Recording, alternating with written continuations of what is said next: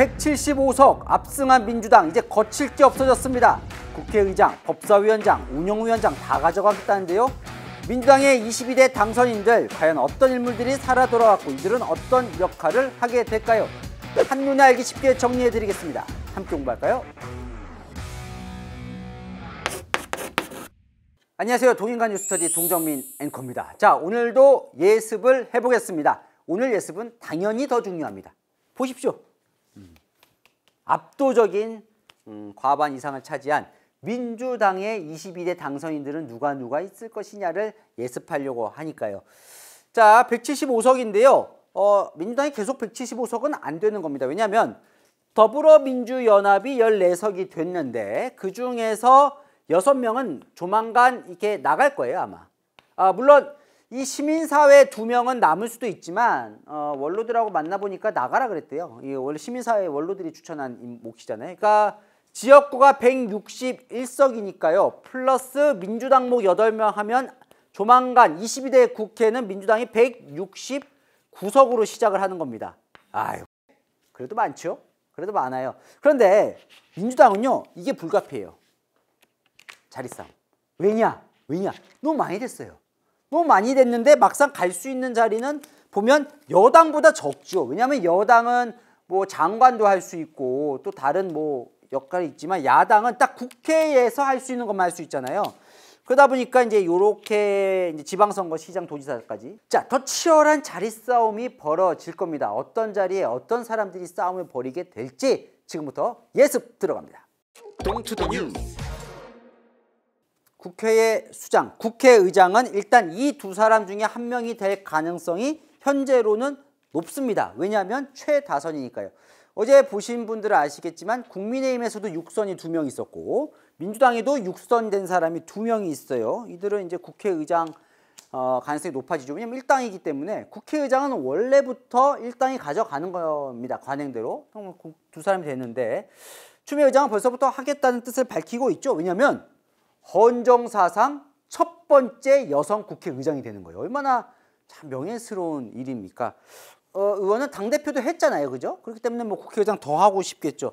조정식 의원은 지금 이번 총선 때 이재명 대표 밑에서 사무총장을 했지요.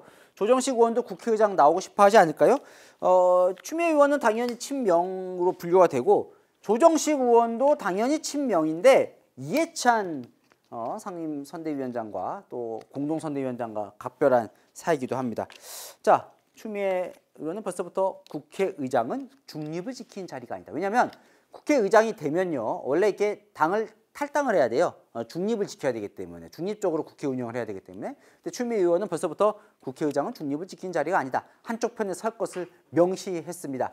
이렇게 하는 이유가 있을 것 같은데, 왜냐면요, 국회의장은 물론 국회의원이 본회의 투표에서 뽑긴 하지만 관행적으로 어떻게 하냐면 의원총회, 그러니까 일당이 의원총회를 열어서 의원들이 뽑아요.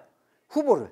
그러면 그 후보 한 명이 보통 본회의 가서 그냥 절차상으로 뽑히는 절차이기 때문에 민주당 의원들이 누굴 뽑느냐가 상당히 중요합니다. 어차피 뭐 본회의 가면 과반이 넘으니까 당연히 민주당 뜻대로 되는 거니까요. 그래서 아마 더 민주당 색채를 강하게 내는 것 같습니다. 하지만 6선이 무조건 국회의장 한다는 보장은 또 없습니다. 말씀드린 대로 민주당 의원들이 5선 중에도 국회의장 이 사람이 하는 게 더 낫겠다 그러면 그 사람으로 갈 수 있는 거예요. 자, 5선 중에 국회의장 나갈 뜻을 밝힌 사람이 이미 있습니다.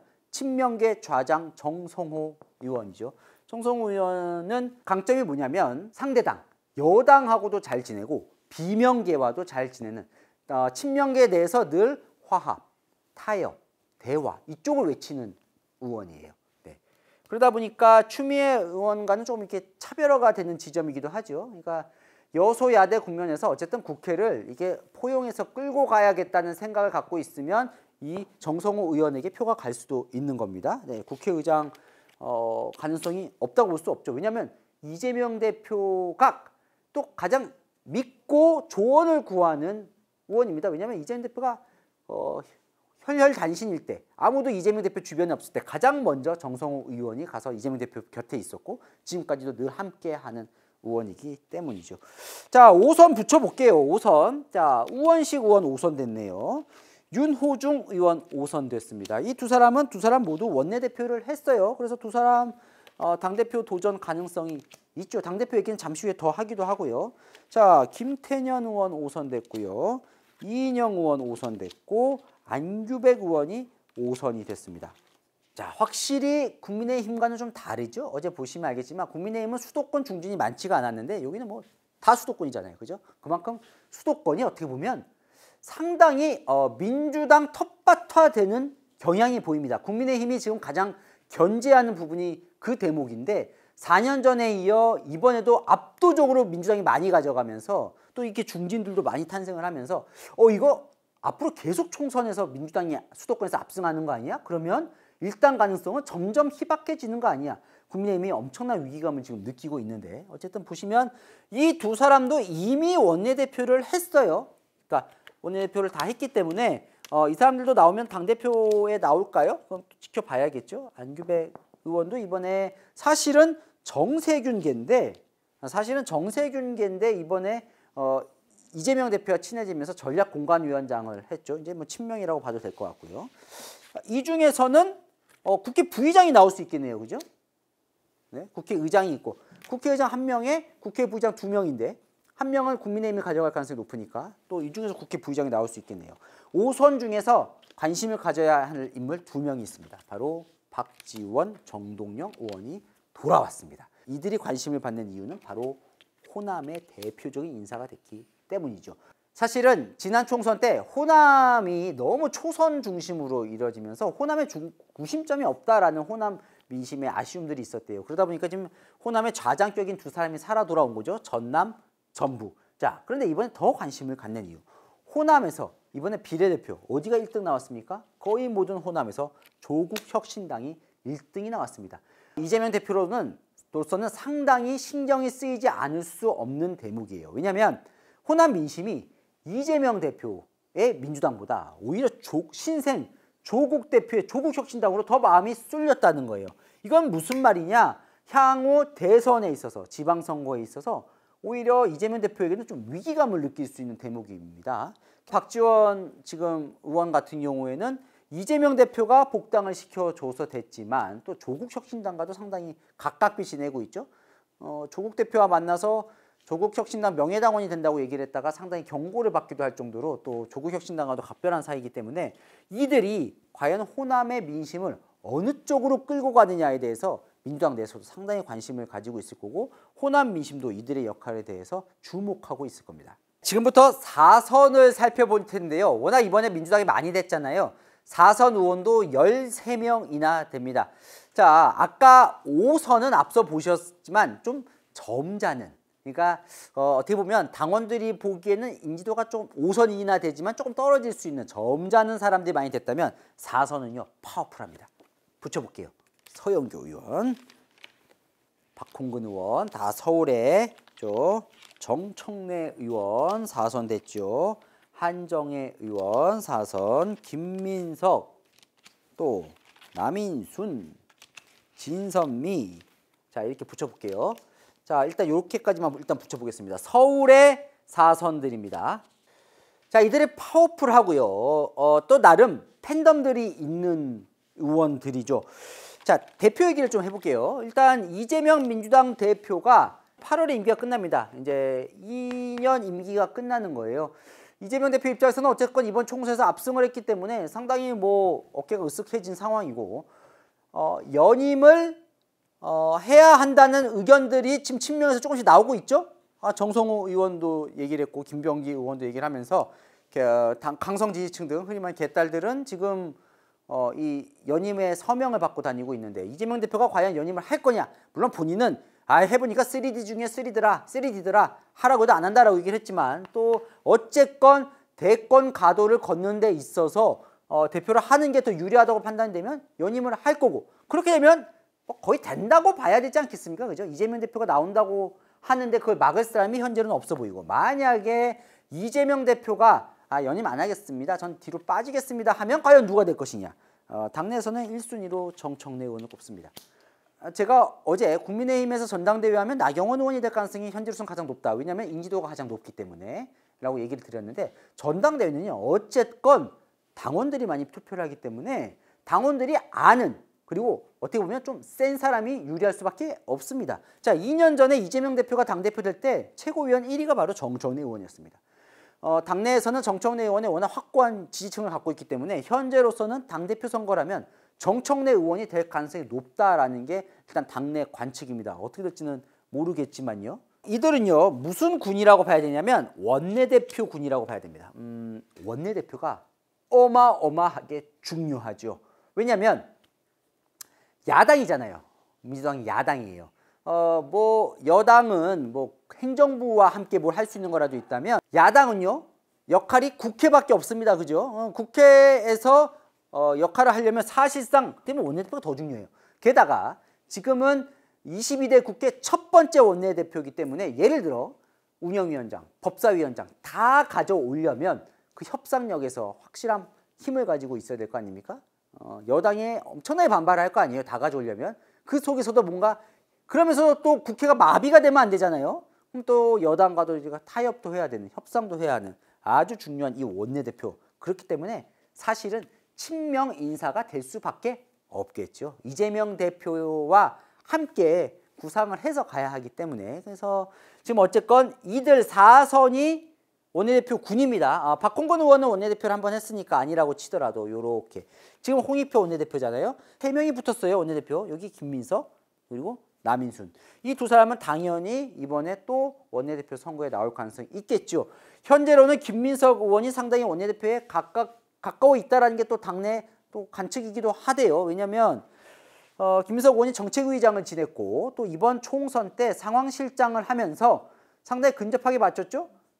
그 사전투표율 31점 몇 퍼센트 소수점까지 맞췄다고 해서 뭐 문어 김민석이라는 표현도 났었는데 어쨌건 이번 총선 거치면서 더 이재명 대표의 신임은 높아졌고 여기가 상당히 원내대표에 가깝다고 얘기도 나오는데 물론 봐야겠죠. 서울시장 나온 적도 있으니까 서울시장도 한번 노려볼래나요?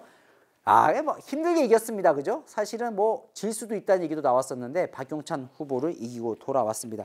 그 외에 4선 경기도의 이하경, 뭐 윤우덕, 박범계, 민홍철, 경남, 이계호, 이춘석 이런 의원도 4선으로 돌아왔습니다.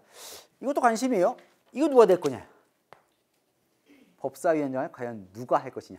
법사위원장은 원래는 이제 2당 몫이기 때문에 국민의힘이 가져가야 되는데 원래는 국회의장을 1당이 하면 그 견제 차원에서 상원 역할을 하는 법사위원장을 2당이 갖기 마련인데 지금 민주당은 다 가져오겠다는 거잖아요. 법사위원장 절대 뺏길 수 없다.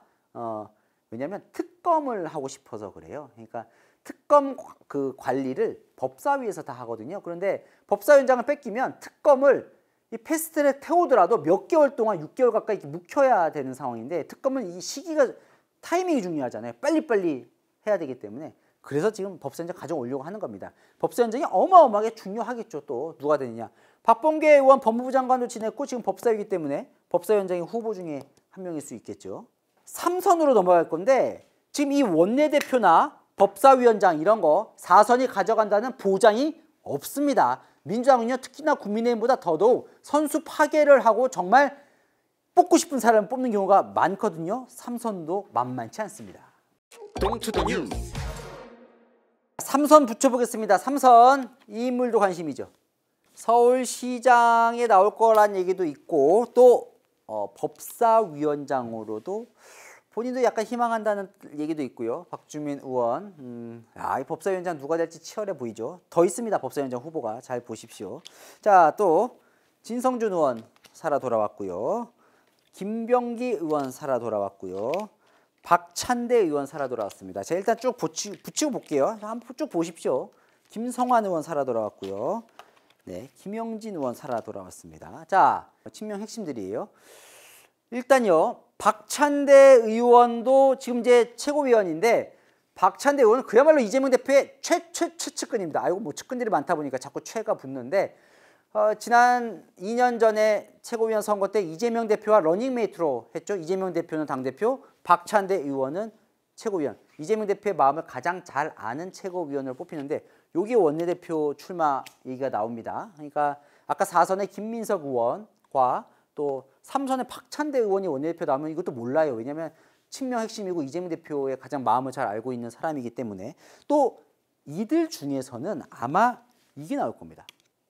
사무총장. 네. 이재명 대표가 이제 조정식 의원이 지금 사무총장인데 뭐 국회의장이 되든 안 되든 이제 육선이 됐기 때문에 사무총장 하기에는 너무 선수가 올랐고요. 김병기 의원이 사무부총장 지냈죠. 사무총장 밑에 부총장 지내면서 지난 공천에 상당히 영향력을 미쳤기 때문에 가능성이 있고, 김영진 의원이 정무조정실장을 지내면서 또 이재명 대표 밑에서 전략을 했기 때문에 사무총장 가능성이 있고요. 김성환 의원도 당내 전략통입니다. 여기도 전략, 이재명 대표 가까워요. 이재명 대표의 전략을 짜는데 상당히 영향을 줬던 인물이기 때문에 요 세 명, 그리고 진성준 의원도 또 전략통이죠. 여기 또 원내 수석을 했기 때문에 여기도 원내대표 사실 가능성이 있는 거예요. 이들이 어쨌건 사무총장의 1순위로 볼 수 있고요. 또 넘어가 볼게요. 이들도 관심 많이 갑니다. 강훈식 의원.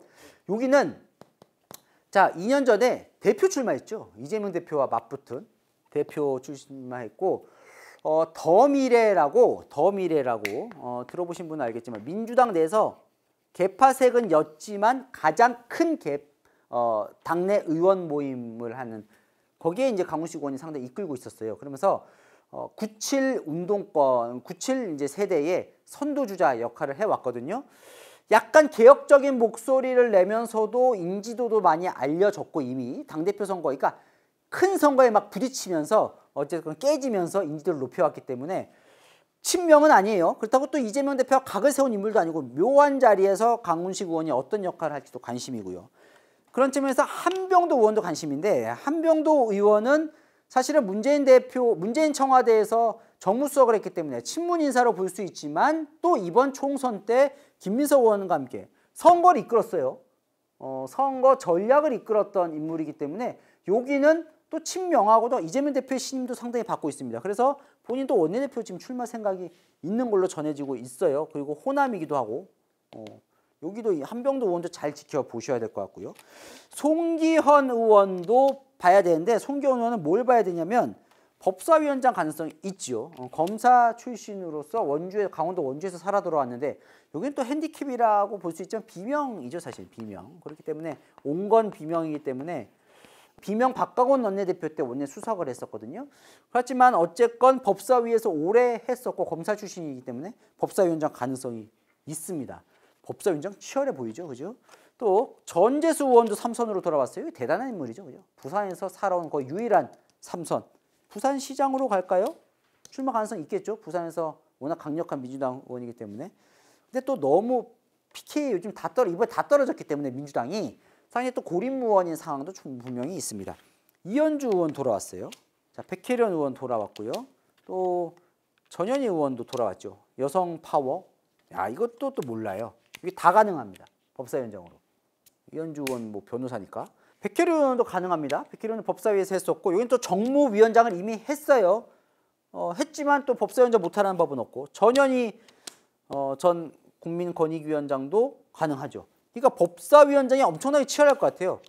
이현주 의원 사실 대단한 거예요, 그죠? 문재인 대통령 하다가 이준석 대표와도 친하게 지내다가 다시 이재명 대표의 부름을 받고 돌아와서 경기 용인이 쉽지 않은 데거든요. 쉽지 않은 데서 살아 돌아왔네요. 자, 초대선 넘어가 볼게요. 진짜 이게 친명당이 됐다는 걸 여러분 느끼실 수 있을 겁니다. 장경태 최고위원 살아 돌아왔죠. 천준호 이재명 대표 비서실장 살아 돌아왔죠. 강선우 대변인 살아 돌아왔습니다. 재선이에요. 전용기 의원 살아 돌아왔고요. 이제 초선 가볼게요. 초선 이정원 JTBC 앵커 살아 돌아왔고, 김동완 여기는 대장동 변호인이죠. 정진상 실장 변호인 서대문갑 돌아왔고요. 좀 더 있죠? 김기표 여기도 이제 변호인이고, 이건태 변호인도 있고요. 자, 이재명 대표와 오랜 인연이 있는 모경종 당 대표실 차장, 이재명 대표실의 차장 돌아왔고요. 또 안태준 경기주택공사 부사장 했던 이재명 대표 오랜 인연 안태준. 여기 양부남, 여기는 이제 이재명 대표의 법정 리스크, 사법 리스크 여기 다 담당했던 정준호. 여기도 지금 보면 더민주혁신회의라고 제가 총선 전에 말씀드렸죠. 이재명 대표의 친명, 찐명 원해주지. 더민주 전국혁신회의에 김우영 이번에 됐어요. 서울 은평을 해서. 여기가 이제 거기에 핵심 멤버고 이끄는 거기 이제 정준호 의원도 이제 당선인도 거기 이제 같이 활동했던 됐고요. 한민수 대변인 됐죠. 박용진 의원 자리에 들어갔던 아이고 계속 붙이게 되네요. 여기 박준택 이재명 대표 그 대장동 수사받을 때 옆에 있었던 박준택 변호사 됐고 김문수 의원 됐고 김문수 당선인 됐고 이현희 여기 또 이재명 대표의 전략통입니다. 민주홍업 부원장 전략자는 됐네요. 뭐 더 붙여야 되는데 사실 핵심 인물만 붙였습니다. 그러니까 대장동 변호인 5인방 다 됐고 또 이재명 대표의 원래 측근들도 다 됐고 이들 중에 이제 또 뭐 비서실장 나올 수 있고 또 당 간사도 나올 수 있고 이들 중에 상임위원장도 일부 나올 수도 있어요. 어떻게 될지 모릅니다. 한번 보시고요. 왜냐하면 이분이 지금 원내대표 나온다 그래요. 재선인데 민영배 의원이 자기 재선이지만 선수는 낮지만 그런 게 어디냐? 자, 파격적인 이 색깔로 진검승부를 해보자 이러면서 지금 원내대표 출마 의지를 밝히고 있거든요. 철험에도 다시 활동을 시작할 것 같고요. 또 파워풀한 의원들 많이 돌아왔습니다. 최민희 의원 돌아왔고 김용민 의원 돌아왔고 김현 의원 돌아왔고 양문석, 김준혁 의원 논란을 딛고 돌아왔고 이성윤 의원 돌아왔고요. 자, 22대 국회 만만치 않을 것 같죠? 동투더 뉴스. 친명들 쭉 보여드렸는데 그러면 친문 비명은 과연 얼마나 살아 돌아왔느냐? 자, 이인영 의원 살아 돌아왔어요. 이거 제일 높더군요. 5선. 황희 문재인 정부 때 문화부 장관 했던 황희 장관 살아 돌아왔고요. 그 구자룡 후보와 맞서서 간발의 차이로 살아 돌아왔죠. 고민정 의원 살아 돌아왔고 윤건영 의원 살아 돌아왔고 박수현 의원 이겼어요. 그죠? 문재인 정부 때 민정비서관 했던 청와대 이기현 당선인 새로 들어갔습니다. 자, 얼마 없죠. 그런데 사실은요. 저는 이렇게 생각합니다. 이재명 대표가 비명 행사로 엄청나게 비판을 받았잖아요. 그런데 결과적으로는 총선에서 압승을 했기 때문에 공천 잘한 게 된 겁니다. 여러분 이거는 뭐 결과가 보여주는 거예요. 공천을 못했으면 총선을 망쳐야 되는 건데 어쨌건 이재명 대표가 본인 측근이든 아니든 뭐 개혁적인 좀 젊은 사람들이 보냈는데 거기 다 됐어요. 다 됐어요. 사실은 비명 행사 후유증을 현재로는 민주당에서는 없다고 봐야 되죠. 민주당 내에서는 그런 겁니다. 그러면 진짜 없느냐? 물음표다. 왜? 이 대안 세력이 나타났기 때문이죠. 자, 제가 민주당 당선인을 중점적으로 봤지만 조국혁신당을 제가 오늘 다 들여다보진 않을 겁니다. 하지만 여기를 들여다봐야 하는 이유는 여기는 이렇게 쪼그라들었지만 이재명 당이 됐지만 뒷골은 약간 땡길 수밖에 없는 게 이 세력의 급부상인 겁니다. 자, 이 세력이 원내에서 힘을 발휘하려면 조국 대표가 계속 하고 싶어 하는 게 바로 이 교섭단체입니다. 왜냐하면 교섭단체가 되면 협상에 들어가야 돼요. 그리고 상임위원장과 상임위 간사를 할 수 있게 됩니다. 그래서 어떻게든 만들려고 하는 거예요. 그런데 지금 몇 석이에요, 조국 대표가? 12석이에요, 조국혁신당이. 그럼 8석이 부족하죠? 근데 이 8석이 지금 될 것 같은 분위기거든요. 왜냐하면 지금 김종민 새로운 미래에서 한 명 됐죠? 같이 하겠다는 긍정적인 답을 얘기를 했습니다. 진보당이 하나, 한 명, 2명, 3명이 당선됐거든요. 네, 여기 3명 조국혁신당과 가능하다 교섭단체 얘기를 하고 있어요. 자, 또 기본소득당 용해인, 사회민주당 여기 이게 뭐냐면 요 4명은 여기 2명까지 있죠. 시민의목. 자, 요렇게 6명은 더불어민주연합으로 비례대표 당선이 됐습니다. 자, 이거 보시죠. 뭐 더불어민주연합이 14석인데 민주당 8명에 이 6명은 지금 어떻게 되냐면 제가 처음 말씀드렸지만 각각 돌아가요. 그러니까 용해인 당선인은 기본소득당으로 돌아가고 한창민 당선인은 사회민주당으로 돌아가고 여기는 비례 2명은 진보당 돌아가고 진보당 지역구가 1명 됐거든요. 울산 북구에서. 그 다음에 시민회의도 여기가 지금 이제 여기가 키인데 여기는 남을 수도 있고 돌아갈 수도 있는데 제가 아까 말씀드렸다시피 여기 지금 무소속으로 나오라고 언론들이 얘기를 했다는 거예요. 자, 그러면 이들이 나오면 이렇게 8명이 밖으로 나오는 거예요. 근데 이들 입장에서는 여기 같은 경우도 민주당으로 그냥 들어가는 것보다 밖에서 조국혁신당과 함께 교섭단체를 구성하면 본인의 위상이 더 높아지기 때문에 일로 붙을 가능성이 있는 겁니다. 물론 조국혁신당도 고민이 있습니다. 김종민 의원 같은 경우는 과연 같이 해야 하느냐 내부에서 좀 이견도 있다고 합니다. 왜냐하면 김종민 의원 같은 경우는 이제 좀 민주당에서 완전히 나가서 탈당해서 나간 의원인데 이렇게 되면 이제 민주당을 흔들려는 거 아니냐. 지금 조국혁신당은 상당히 조심스러운 스탠스예요. 그러니까 민주당을 대놓고 흔들진 않고 민주당과 우리는 같이 합니다라고 계속 얘기를 해요. 그런데 합당은 안 하죠, 절대. 그러면 이 존재감을 드러내는 겁니다. 그럼 이들과 어쨌건 친문 비명계와 끈은 늘 다 있을 가능성이 높은 거예요. 왜냐? 그러니까 꼼정원 같은 경우는 계속 같이 해야 된다고 얘기를 하거든요. 여기서 지금 이제 이재명 대표가 조금 이제 신경을 쓰이는 대목이에요. 제가 말씀드렸습니다. 신경을 쓰이는 정도라고. 지금 이재명 대표는 뭐 거의 지금 국회를 다 장악했고 당을 장악했기 때문에 별로 거칠 것 없어요. 본인의 사법 리스크만 해소가 된다면. 어쨌건 이런 흐름 속에서 지금 민주당은 22대 국회를 맞이할 거다. 이 말씀까지 제가 드리겠습니다. 여러분 22대 국회 예습 잘 하셨죠? 네, 복잡한데 궁금한 이슈 댓글로 남겨주시면 제가 대신 풀어드리겠습니다. 평일 오후 7시엔 뉴스A, 주말 오후 3시엔 동인과 뉴스터디 잊지 마십시오. 네, 저 오늘 순서 여기까지입니다. 감사합니다.